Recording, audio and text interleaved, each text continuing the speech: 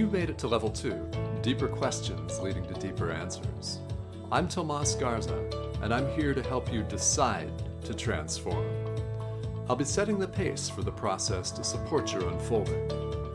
Learn and commit to a practice that brings simplicity and then awareness of what is ready to be released. Join me now and allow the experience of a deeper sense of love.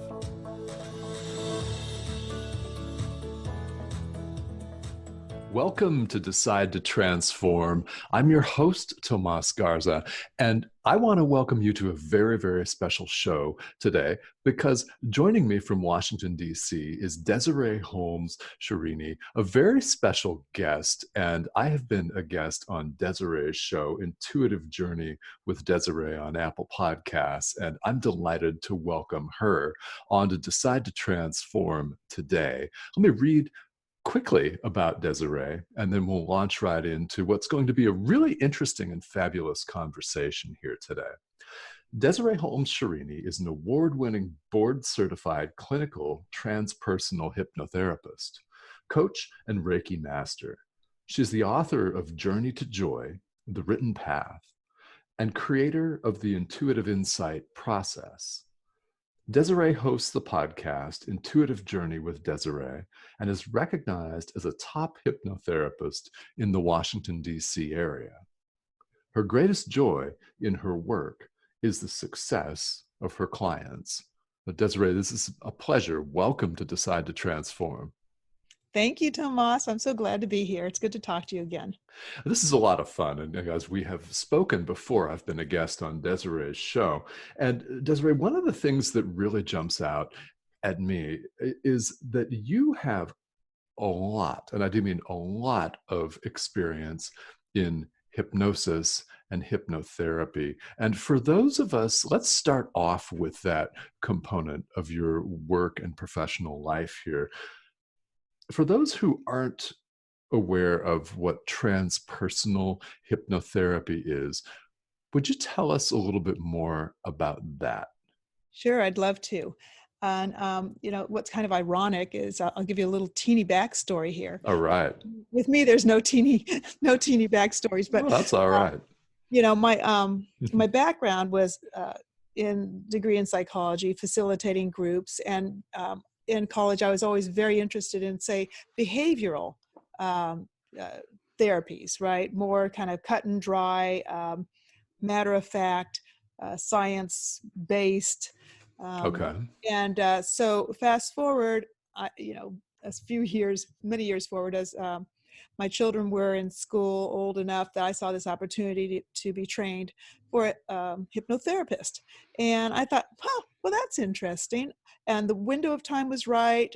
The money was right. And I said, I think I'll go do that. And it was kind of, I have to say, sort of a whim. I just thought it would be an interesting subject to learn. Okay. And what I didn't know when I went into it was that it was in particular transpersonal, a certified clinical transpersonal hypnotherapist. And not until I was, learning it and more familiar as I, grew with it, did I quite understand the difference between strictly clinical and transpersonal. So that brings us to, I think there are no mistakes, because what transpersonal means, it's like clinical hypnotherapy is very, say, habit change, thought change, behavior modification, working with people to maybe even go back and find deep hidden problems and resolving them. Mm-hmm. What transpersonal does is all of the traditional clinical sort of hypnotherapy, but it also has the element of, it includes mind, body, and spirit. Okay. So it's not just mind and body, but it includes spiritual work, and it includes past lives. It includes recognizing that we have a source of maybe unknown access to come in and help us. So that's where it turned out that it was really ideal for me, because that's very much my belief system, is that we have something else than just our mind and body. Hmm. Yes. Yeah. And that's helpful. Thank you so much. So with the spiritual work and past lives and everything that goes into transpersonal hypnotherapy, I want to ask you, how did you wind up becoming a hypnotherapist in the first place? Well, that was kind of it. Like I said, I saw this opportunity, and I'd never, to get trained. And so Hmm. I went ahead and I said, oh, sign up. I'm going to go. All right. And I'd never even been hypnotized myself. Okay. I really didn't know that much about it when I decided to go get trained. And Hmm. yeah, it just turned out to be perfect for me. Okay. It turned into my main focus and career. So, okay. Well, then, thank you. Let's walk through for people that have never been hypnotized before. Mhm.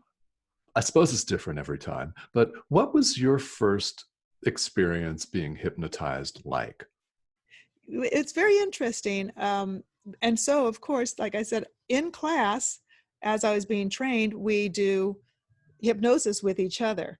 Okay. And so that was my first experience to being hypnotized. And it's um it's really kind of the same every time as far as going under. And Hmm. it's very dreamlike, you get to describe it, I guess, you hypnosis is a high state of relaxation, but also focus. And Oh, you would think, oh, you're letting everything go, but you're also focusing on uh, your internal state. So it's sort of like not paying attention to all this other stuff. So it's eliminating distractions. So okay.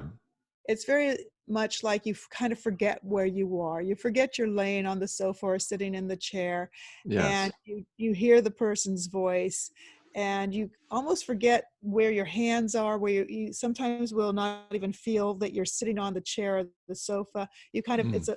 takes your mind away from your body, basically. Okay. All right. Well, and so where have you gone under hypnosis? If your mind is away from your body, are there certain experiences that you remember that jump out at you? I would say the most significant ones are the, say, a past life experience, Okay. because that is definitely an unusual experience. And as well as life between lives is another thing that is a spiritual regression, where you Hmm. actually, instead of going to experiencing a past life, you go into your non-physical state of being in spirit form only. And that's a whole nother thing. But so for example, say in a regular hypnosis, say I could um, and the thing is, you're directed by Hmm. the hypnotherapist. If you are, quote unquote, going someplace, they might say, let's go back to the age of 5. And it's very easy under hypnosis to kind of drop down into a memory that you didn't even realize you remembered. Okay. So for, say, a current life past, regression, I remember, say, like there was something about go back to the first memory you have in one of Hmm. our hypnosis sessions, and I see myself sitting on the floor. I see my little shoes. I have blocks, and Okay. and then it's can see things that I'm like, wow, that's interesting. How would I remember this? And you see it from that point of view, which is very interesting. Most significant, I would say, is the experience of going into a past life, especially if you've never done it before, because as you're doing it, it's sort of like you're half awake, half asleep, because you're talking and answering questions as the hypnotherapist is asking you after you've regressed. And you see things in your head, almost like I say, almost like you're watching a movie or dream, like, or as if you're standing there out of your own eyes, Hmm. and to see things and then say, I've got to be making this up. Okay, here's what I see, but Okay. this is a little crazy. So uh, when you ask where I went, one place I went was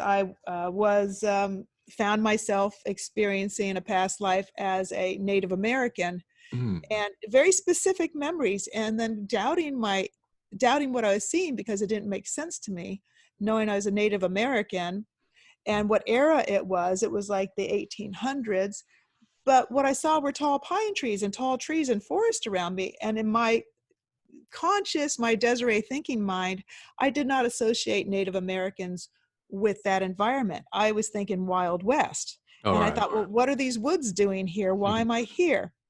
And anyway, after going through the whole thing and then looking up, and I said, I think I'm in like Virginia, or it feels like Virginia. I think that's where I am. So I looked up and I'm like, oh, well, I feel silly because there were indeed Native Americans living in Virginia. And I guess I missed that history lesson. I just Oh. didn't, it didn't jive with my thinking. I was expecting, so that's kind of an example of some place I've gone, and Mhm. it's quite interesting experience. What's the most interesting thing about past life is that makes me not doubt it, is that you feel the actual emotions. Yeah. Yeah. So Yes. have Mhm. you ever been hypnotized, Tomas? I have not. Ah, I have not. But I know that a number of people listening have. And for those who have not, then let me ask you, how does a hypnotherapist put somebody into a state of hypnosis? well, it's sort of teamwork. Uh, Okay. and so my directions to my clients are their job is to allow Hmm. themselves to take my suggestions toward relaxing. And there are a few different ways of bringing someone under hypnosis. The way that I most often use is a guided meditation. Okay. And I ask them, because it's kind of like a little vacation anyway. So Hmm. I asked them, what's your preferred, most relaxing place to go? Maybe it's a walk in the woods, maybe it's a beach. And I give them this visualization of that they're there. I usually start with the breathing, move to a visualization, then do progressive suggestion for muscle relaxation. And then as I observe and I can see different changes in their physiology, like breathing shallower and slower, or swallowing, or rapid eye movement under the lids, Hmm. I can gauge if they're under. And then at that point is when we would move into either working on suggestion for what they'd like to change, or going into a past life or a regression, or whatever it is we want to do. Okay. Yes. Well, so they're an active participant. In other Yes, words, the person being exactly. hypnotized. Okay. Mhm. Well, and when you work with someone as a client in hypnotherapy, how often do you find they come back for sessions? Is this something that one does for years at a time? Well, the nice thing about hypnotherapy is, unlike talk therapy, regular psychoanalysis, is it ideally does not take years. Oh, It okay. You can get to the root of a problem much more quickly if Mhm. there's an issue. You can, because with talk therapy, you're always working from your conscious level. You're talking as a conscious person, and there are ways. There, like Freud would use association or whatever. There are ways, but still the conscious mind is in the way. So with hypnotherapy, we let the conscious mind go stay at the beach or stay in the woods, Yeah. and the process changes your brainwave state to which your subconscious is open and available, much more available than if you're awake. And you're awake, but much more available than if you're in that um, open beta state of active participation. You're participating, but you're at more of a dreamlike state. And so it's just quicker. It's just quicker to get in Okay. there and find answers and make change. So the answer to your question is yes. Sometimes clients, for me in particular, have worked with me for, I would probably say the longest in a ongoing sort of situation was maybe like 3 months. Hmm. Um, Okay. and the shortest has been one session. And Uh, and so, for example, I had somebody coming in to stop biting nails. Uh, I haven't had anyone take more than one session Okay. after biting their nails for years and Hmm. trying all sorts of stuff, right? So that's what's fun about hypnotherapy. Okay. Others, what they find is they'll come back to work on one area, and then they're like, that, that cleared up. They were like, that, I'm glad about that. Now I'd like to work on this area, or I I have see. some other things that have been bought. So we can, that's where the hypnosis life coaching combo comes in Hmm. to continue on a therapeutic mode. So Okay. Well, so it sounds like you've seen people come in working on all kinds of different things. yes. So, is there one particular breakthrough that you've seen a client make that you'd like to comment on? Um, I think, well, there's been a few. There's been a few, but I think what I really love seeing is when we've been able to go back to the source of an issue, something that they didn't even know existed, that is a surprise to them. So say Hmm. they're having problems in relationship, or they're Okay. having a weight problem, or they're whatever it may be. And this happens a lot. Like somebody might come to me to lose weight, and Yeah. often with losing weight, if it's, that often with that, there's an underlying reason that they have an eating Sure. problem. Yes. And, so stuff like that, where I'll do a behavioral, change hypnosis to help, help support them in eating healthy food, and give that's power to suggestion under hypnosis. But then I also, if they're finding they're not having immediate success, then I also like to go to the source. So I'll say, put them under hypnosis and do a regression. Let's go to the source. The first time you felt, like this, or the source of this problem. And often I will have clients remember something. And this is important, that before the age of 7, when kids' brains are sort of in a hypnotic state, and a lot of people don't know that. Okay. So things happen when you're 7 and younger that just stick with you and Mm. can create a pattern for the future. And you don't know why you feel that way. So Okay. one client, hers wasn't so much about, uh, it was about weight a little bit, but she went back to the age of 3 and had a real sense of abandonment that Okay. happened in a family dynamic. Hmm. And she kind of had remembered this incident, but did not realize that that was really the source. And then we could evaluate it, and also while under hypnosis, sort of heal that moment, Okay. and have her comfort herself, her younger self, and kind of heal that and recognize what was going on in the current day because of that event, and let it go. So that's I think, when people go back and they remember something that they didn't remember or didn't Okay. realize had that impact. Yeah. Okay. So a lot of hidden things then can come up. Uh-huh. That's got to be really, really interesting from Yeah. the therapist's point of view to see all Mhm. that come up. Yeah. Yes. And what has been your biggest breakthrough then being hypnotized yourself? What jumps out at you? Well, I have not myself done hypnosis for any therapeutic use. I think um, by the time I got into it, and as I went through it, as I learned it, at the time I was learning it, it was part of really sort of a process of my own self-growth. Okay. And Hmm. and it happened to be right around the time of me going through a divorce. So um, as opposed to, I how can I say it?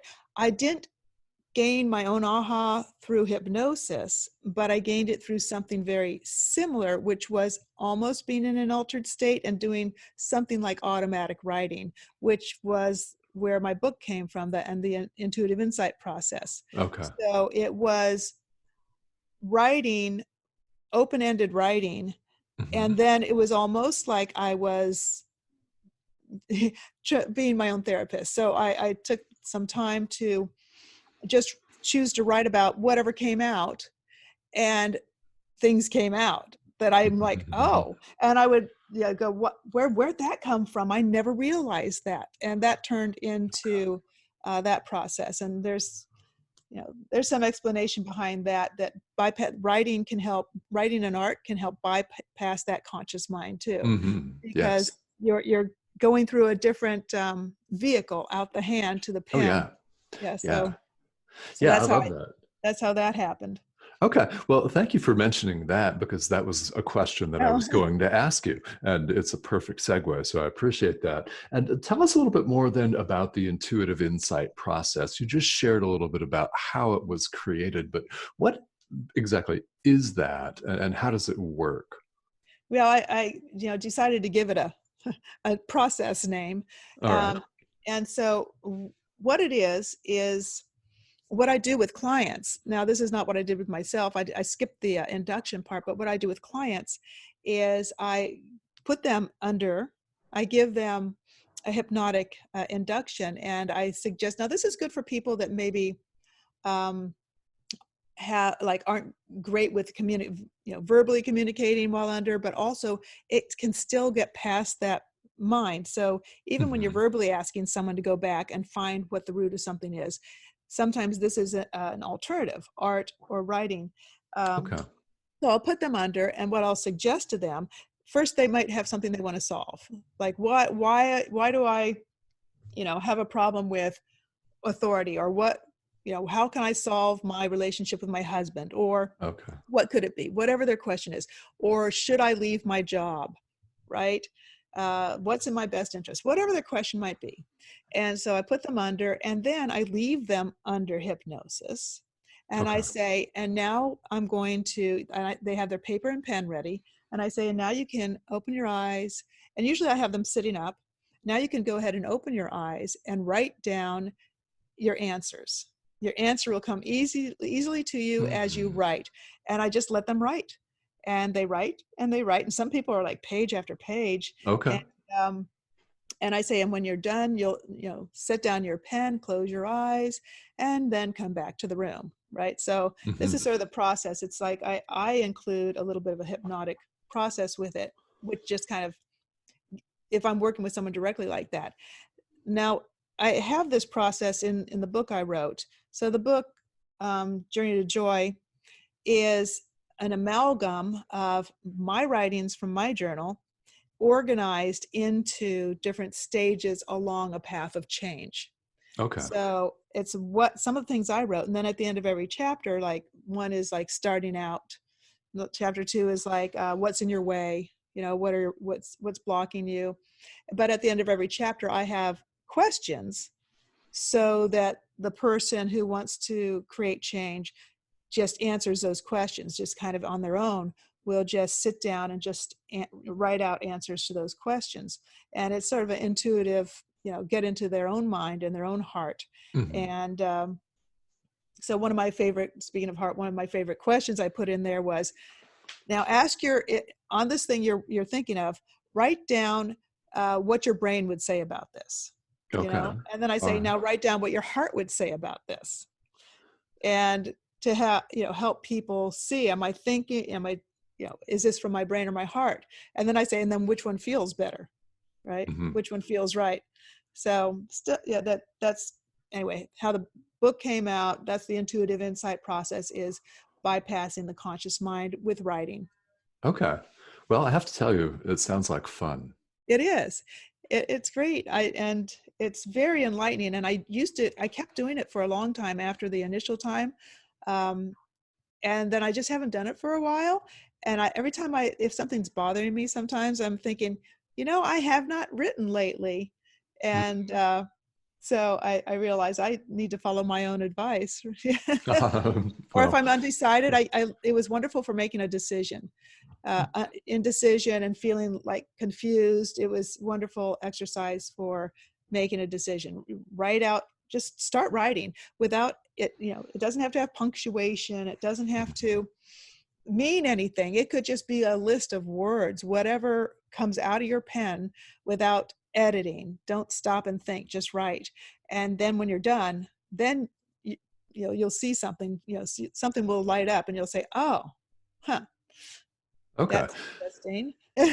Well, it sounds really, really interesting. It reminds me of exercises that an old creative writing teacher of mine Mhm. used to have us do and not worry about spelling or Right. punctuation, that sort of thing. Just get into the flow. So, why do you suppose that is not automatic for people? I mean, why do you suppose it's so hard for people to get into that flow sometimes?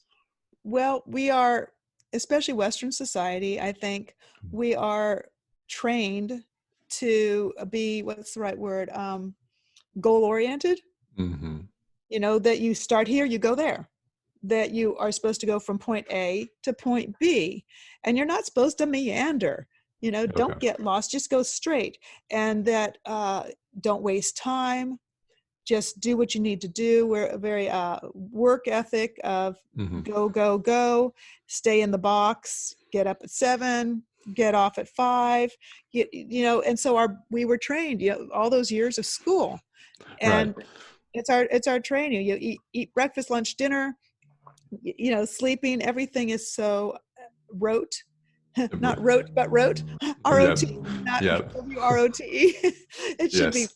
W-R-O-T-E, not R-O-T-E. Hmm. So I think that's why it's so hard for people to just release and get into their heart, Hmm. to get into their own feelings, their own intuition and judgment. So this Yeah. opens a door to intuition, and it is difficult for people to just get there without a process, without saying, well, let me try this. So, either meditation, hypnosis, intuitive writing, intuitive art. That's something else that, just pull out some colors and do some shapes and draw a picture of your family or whatever, and just like don't even stop to think, and then look at it, and you'll start seeing dynamics of relationships, or what colors did you use and what's that color Okay. mean to you. Shapes, what do those shapes feel like? And so it's kind of fun, and it's really people find out things about how they feel that they were not allowing themselves to recognize. Right. Yes. And it just sounds like such an integral part of deep transformative work. And now that we're here in the 21st century with practically every healing modality in the world Yeah. available to us, are you seeing in your own experience, personally, professionally, are you seeing people being able to get into their heart a little bit more easily? Or is that still something that you're seeing people really struggling with? um, I think for me, I have to say I'm not really sure, because with what I do, I'm working with people who come to me who want to get into their heart and Gotcha. want to examine themselves. And then on top of that, the people that I've surrounded myself with are other people that do my sort of work. Hmm. And Hmm. those are my friends that I communicate with. So I want to say I'm not in the world where I actually see, I'm not in an office environment or something like that. So I may not be exposed necessarily to the bigger picture. However, I get little inklings sometimes Hmm. of what's going on. Of course, if I watch the news, well, then everybody needs help. And Yes. and they're definitely not in their heart, or they're, loving space. They're angry, or, of course, what they're showing, protests or rioters or whatever, or politics. And those people in general don't appear to be heart-based and intuitive. Um, Oh, but then on the other hand, like I said, I see people that are in office environments coming to me, or going to, others, to explore that side. However, I have to say what's funny is, right when I think that people are more familiar with the sort of work I do, or the sort of like meditation like you do, or hmm. hypnotherapy like I do, like I went down to the gym in my building when I first moved here 3 years ago. And I said, can I put up a flyer about hypnotherapy? And the guy goes, and I made a little flyer and about the different things I do. And he goes, hip, what? Hip, hip, hip. I'm like, hypnotherapy. And he goes, oh yeah, sure. And other people have like, maybe there's people that have training, like they do physical training or diet, Yes. whatever so there's a billboard. And so he goes, yeah, just leave it with me. He never put it up. He goes, I'm sure he just thought it was weird. Like he didn't Mm. get it. He thought it was like devil worship or something. Oh, So okay. I don't know. He didn't say that. I'm just like, it never went up because I could tell, that he just didn't understand. He didn't know what that was. Right.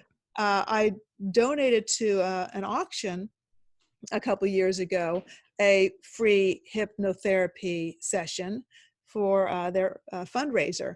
And when I got a thank you note for my donation, the thank you note said, thank you for your donation of hydrotherapy. And I'm thinking, if that's what I think that means, I'm not offering to do that. No. Oh, and did you say, well, you're most welcome?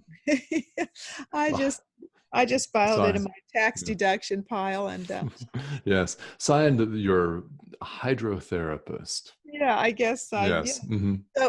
So even and these were the person who was organizing this. She's 30 something, Uh, so it's not like somebody older who went.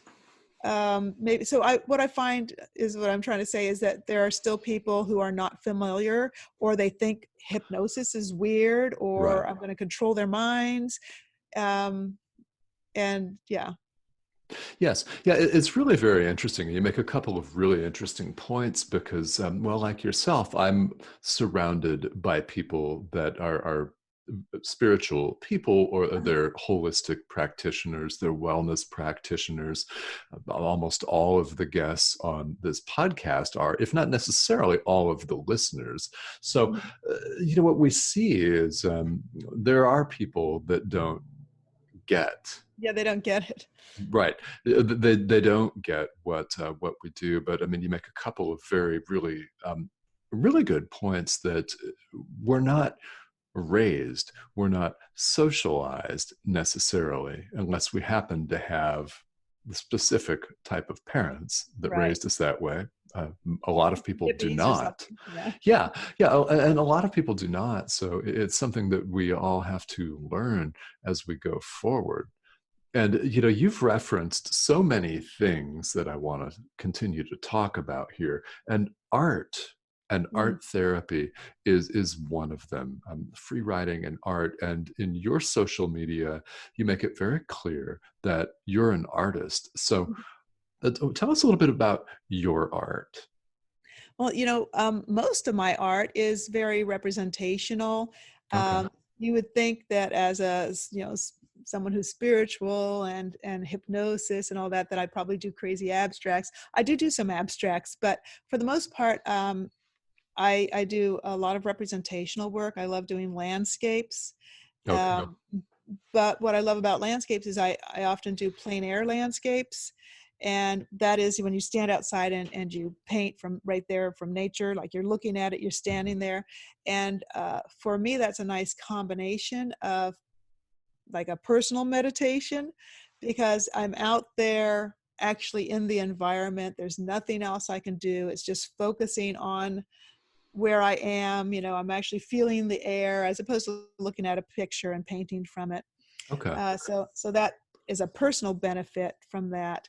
Um, Although I do create, I always say the word wrong, yeah, mandalas. Oh I yeah. do create mandalas, and I Hmm. teach.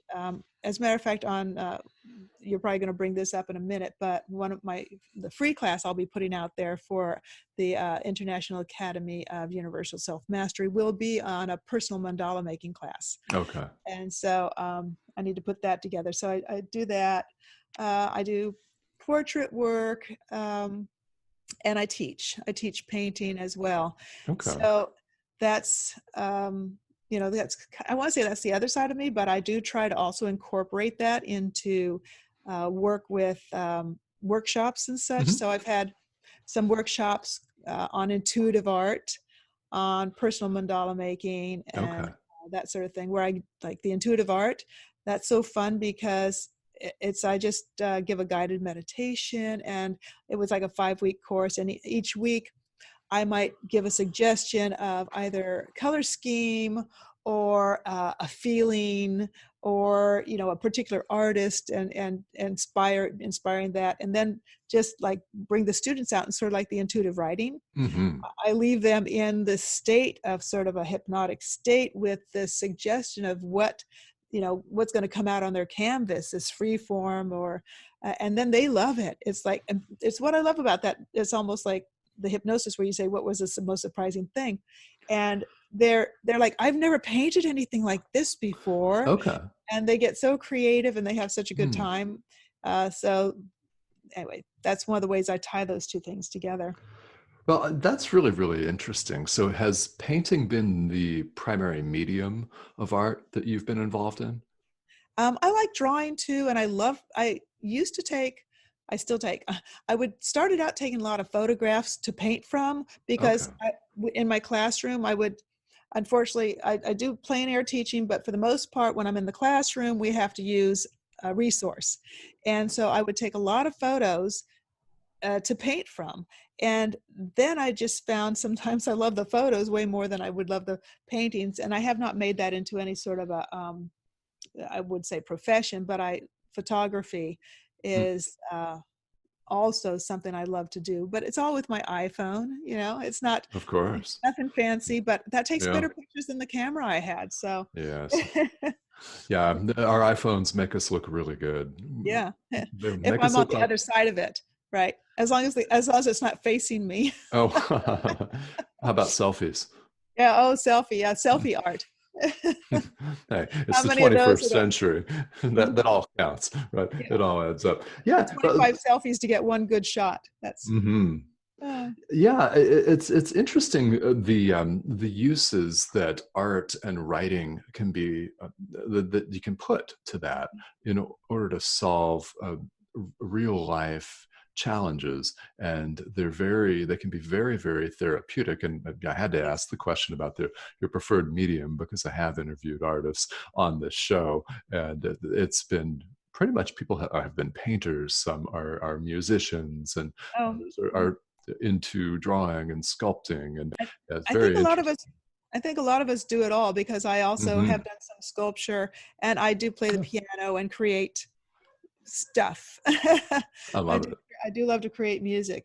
It doesn't mean I'll ever remember the same tune twice, but I do kind of compose, what's the right word? Alla prima, Hmm. which means I don't write it down. Oh. Okay.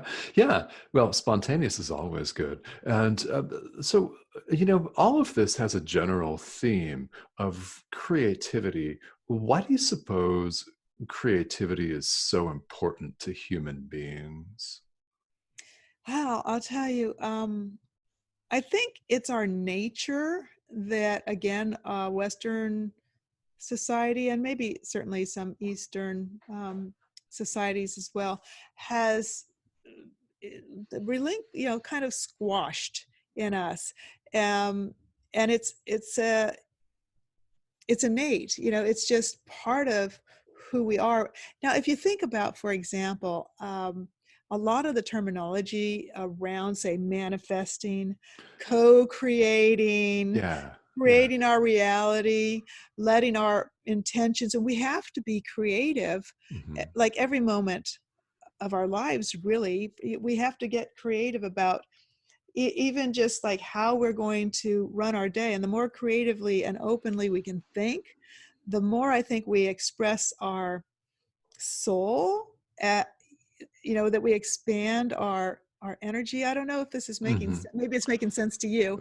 I'm not sure if your listeners will think it makes sense, but Well, I hope so. Yeah. when we're not creating, when we're not feeling or living in a creative way, and I don't mean we always have to be painting or drawing or whatever, Hmm. but even allowing our mind to, be creative. Like, look at the clouds and allow our thoughts to kind of go out there and see the shapes.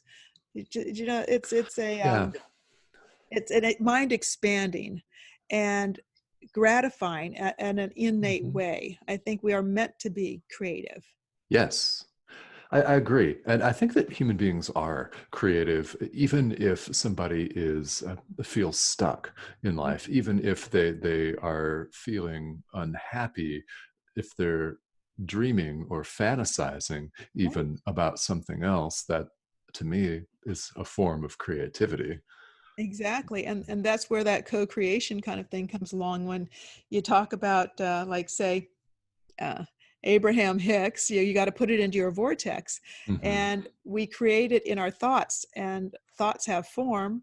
And so that's, part of that more metaphysical picture of creating, that we create a thought Right. and it can take form. So when you talk about somebody who's fantasizing about a different way, when they're fantasizing, that can that can come into reality. Mm-hmm. If they fantasize and then they think, then they move into the more material. Well, how can I make that real?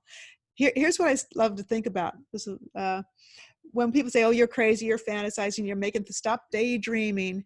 If you think when someone says, about manifesting or intention setting, uh, being woo-woo, Mm-hmm. well, if the chair you're sitting on, someone had to think of it first. It was a thought first. The Yes. radio or the computer or whatever you're listening on, the iPhone, somebody thought of that first. It didn't always exist. It didn't, grow out of the ground. Mm-hmm. Somebody had to think of it, and it was a thought form, and it manifested into reality. So that's one way of actually using this wording to help someone who is in the box realize that intention and daydreaming and creativity are not, you know outside the norm. They are part of the building we're sitting in. Someone thought of, then they put it on paper, then they got the bricks, then they got the glass, and they made it. Yes. It was intended, and it was not physical, and now it is. So Mm-hmm. I love that. Yes. And well, so just so many themes that have to do with creativity and the creative process. And so, Desiree, when you work with clients, your greatest joy is in their success. And what brings you the most joy in your personal life? What do you really, really love? wow. um Ice cream. No. Oh, right. Okay, No, not good. really. Yes, the show's all Actually, about ice cream. I very seldom eat ice cream, but that did just Oh, come to mind. I guess it's because I haven't had it for a long time. I see. Well, I think it still is tied together um, with seeing what I do make a difference in someone else's life. So it's not like Yeah. I'm not, what's the right word? It's not like, oh, it's all about other people, because the using what I've learned and what I see as valuable, having that be respected and be seen as valuable by someone else because they've succeeded with it, that's really reaffirming. That it's like a good pat on the back that, yes, I did it. I'm doing the right thing. And I feel really good about myself when I've helped someone else feel good about themselves. Hmm. And I think also certain people tend to go into different lines of work. If you've ever done one of those, Myers-Briggs or Yeah. horoscope or numerology, all of mine actually agree, all of them, that I'm pretty much doing what one of those lists of things that I should be doing based on, the numbers in my name or my birthday or my Aquarius or my Myers-Briggs. Sure. And and I, before I even got my degree in psychology, I went for a year to get a degree and licensed as a cosmetologist, which is hairstylist, skincare, nails, right? So Hmm. even then, what I loved, for the short time I worked in that before going back to school, I loved having somebody come in and love their hair when I was done, just feel good about themselves. So even then, yeah, I should have been a plastic surgeon is what I should have been, but All right. and but even then, I loved doing something to help someone feel better. The other thing that does come up often is the creative side, is the art. And I don't know, that's kind of more self-satisfaction thing. Although, when someone buys a piece of my work and really loves it, that's kind of a side benefit. But Hmm. so I think that All right. explains that why I love other people's success. Other things I love to do, I love nature. I'd Mm-hmm. love to do more travel, adventure, learning new things. Those are things that I really get excited Mm-hmm. about. I love that. Okay. And I have Well, 3 kids, and when I get to spend time with them, I get really excited, but they're all, doing their own life now. So I have to kind of like do oh, you're poor mother. You never come to oh, visit. oh well. I have to pull some strings there. Yeah. All right. Well, yeah. So I appreciate this. What's your favorite flavor of ice cream? Well, as a kid, it used to be chocolate, Okay. but now I lean more toward vanilla, Oh, oddly enough. But vanilla with chocolate sauce is pretty awesome. all right. Yes, it is. Oh, Okay. actually, coffee. Yeah, coffee ice cream Ah, is pretty coffee good too. ice cream. All Mhm. right. Yeah, see, this is it's a variety of things that we talk about here on the show. All of it dealing with human transformation. And if it makes you really, really happy, like a nice pint of coffee ice cream, Mhm. then I think that's great. I'll tell Okay. you the best thing I ever had was actually chocolate gelato in Italy. Yeah, yeah, yeah. When you have something and you remember it forever, and then you just Yes. can't get that particular thing back again. And it was Hmm. actually at a gelato shop, and I guess it was Rome.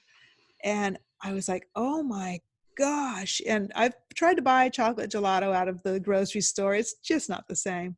I have to go back. Well, I think that's it. I think that you'll just have to go back. Yeah, find that particular little shop again. That settles it. That's the answer to the exact same place. I love it. Okay. Well, so Desiree, you've mentioned a couple of things here. I want to backtrack. You talked about the International Academy of Universal Self-Mastery a few minutes ago here, and the offering of creating your own personal mandala. Yeah. Yeah, let's talk for a minute about that. Creating your own personal mandala. What is it? What is it? What's involved? Well, it's sort of a fun and creative and meditative thing to do. Okay. And because with a mandala, most people are probably familiar, it's a circular pattern that's divided into pie shapes. Hmm. And within, when I could go in the class, I'll go into the history, the background, what can be in it. But there's a, history and tradition behind it. However, to simplify, if you're kind of simplifying, making one that's more of a decorative thing, you kind of duplicate the pattern in each piece of the pie, and then it creates this uh, very ornate or even simple pattern. So the idea of the personal mandala, the way I'm going to do it in this workshop, is again to have a guided meditation. I All love to do right. a little light hypnosis Cool.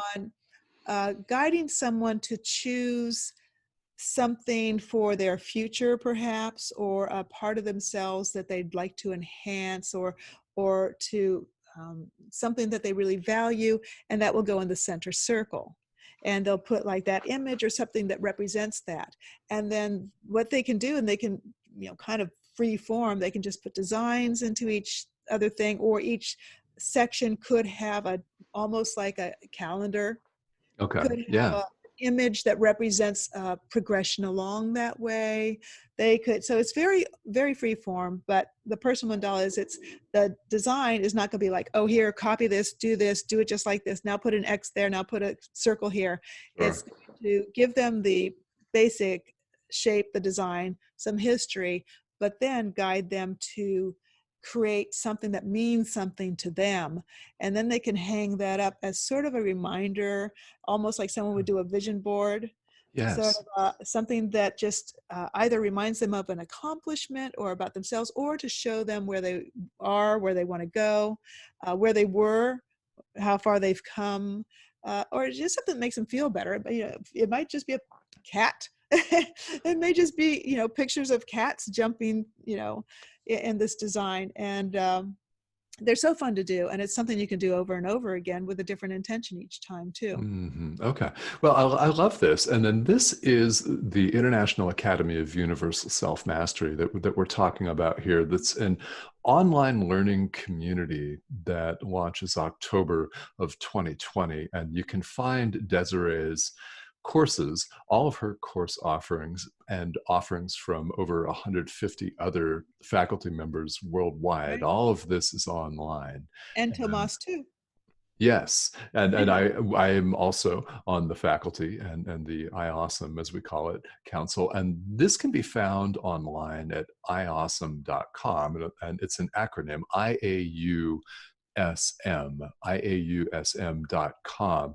And Desiree, I believe you're well ahead of where I am in getting your courses up on Yeah. the site, so you'll be on there. Well, I hope so. I keep finding what do you call it?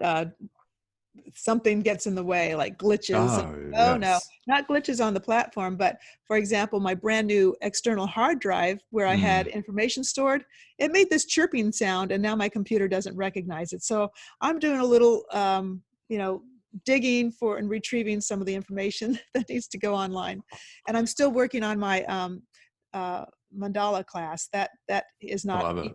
together yet, but Oh, it's next. Right now, what I'm loading up is the my course on listening to your inner voice, how to listen to your okay. inner voice, and that's I all love it. about intuition. Fabulous. Well, it's so much that you have to offer, and that all of the faculty members worldwide have to Yeah. offer. It's really an amazing platform, and I highly recommend you all listening out there. If you haven't checked it out, check it out. IAUSM.com. Desiree, question for you. How can people get a hold of you then to work with you further, whether it's with art therapy or hypnotherapy or any of the modalities that you practice? How can people reach you to find out more information?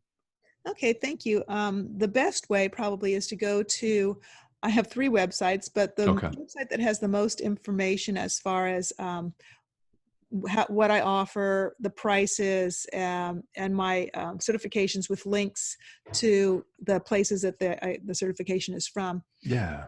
www.transhypnotherapy.com, and that's trans as in transpersonal, transformative, and Oh, yeah. trans hypnotherapy.com. And so it has, that's my more formal informational website.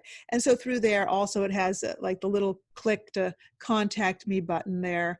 It also has you can sign up on there to get on my email list. So, and I'll tell people, I'm not one of those people that you're going to get 5 emails a week. I probably send out an email about every 3 months. Oh, And it's usually, I'm just not one of those big email platform kind of people. So when I send something out, it's usually to announce if I have workshops coming up or even just an update. Sometimes I'll share, a link to a podcast or mhm. that sort of thing, but not even every time I create a podcast do I even send that out to my mail list. I just don't want to be a pest. And so I usually send something every now and then just to say, hey, I'm here and this is what's happening, and some links for people if they're interested. I love it. Okay. And that's transhypnotherapy.com. Correct. Okay. Beautiful. Well, Desiree, before we wrap up here, Mhm. I've learned a great deal, and this has been a lot of fun. And I thought that it would be, and it Thank absolutely you. has been. And we even know your favorite flavor of ice cream, which is Right. an And you added can just send it bonus. in the mail. Yes, it's an added bonus. Yeah. Coffee ice cream. Yes. So, Desiree, before we wrap up here, is there anything else that you'd like to add for our listeners here today about hypnotherapy, about art, about creativity? I mean, any last thoughts that you'd like to convey here? I would like to throw out a little promotional buzz. All right. I will be doing a workshop November 7th virtually with the National Association of Transpersonal Hypnotherapists. And you can find that information at www.nath.world. And they have a annual conference. Usually it's in person, but I guess one of the benefits of all this, craziness is that we can reach so many people, and people don't even have to get on an airplane and come out in person. So everybody can come to this conference and sign up. And I have 2-hour workshop on that Saturday. It's a full day of different workshops available for, I think it's $99 for the day of full day of workshops, or they have an option of $149 for all 8 workshops, because they offer 2 at a time. Okay. For Yeah. people to Yeah. choose. And then you have access for a year or something like that. But it's my the transpersonal hypnotherapist who I trained with, and my workshop there is in particular focused on, it would be interesting for a non-hypnotherapist as well, but it's called the Heart-Based Induction. And Okay. it's going to be an informational and experiential 2-hour experience with talking about heart rate coherence. So if anybody's interested in learning about heart rate coherence, heart-brain coherence, heart rate variability, I should say, heart-brain coherence, and finding out the power of your heart and how that can be used for your wellness, and in particular as a hypnotherapist, how to use that in an induction. But I will be guiding an induction and a hypnosis using it. So even if you're not a hypnotherapist, you might enjoy the process and learn how to use it for yourself. All right. And this is in November then, Yes, correct? November 7th. November And 7th. yeah, and they can find the information at www.nath.world. All right. Yeah, so that's coming up. I'm looking forward to iAwesome launching, and yes, I work with people virtually. If somebody wants to work with me, I can work virtually and in person. Okay. And for most of my things, and my website says which things I can do virtually. And I do have a Facebook page. Hypnotherapy is also my Facebook page. If anybody wants to come, click like or follow me there. I try to share interesting things there, information. Okay. Yeah.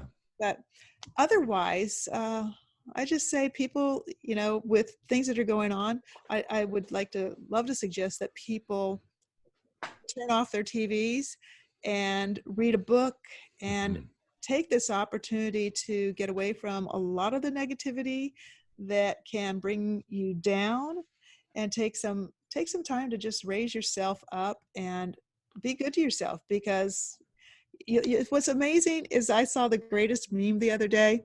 It showed somebody, like the words were, "Oh, just to think there's some poor fool sitting by a waterfall in a mountain someplace who doesn't have an iPhone and has no idea how afraid he's supposed to be."